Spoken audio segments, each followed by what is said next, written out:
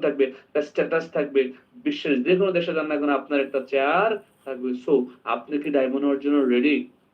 R you ready?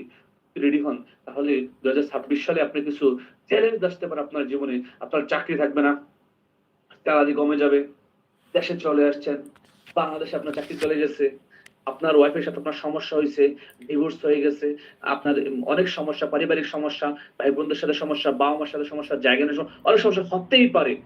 Life is a full of problems, আপনাকে মনে করতে হবে। এবং 2026 সালে আপনার জীবনের সকল সমস্যা চলে আসবে।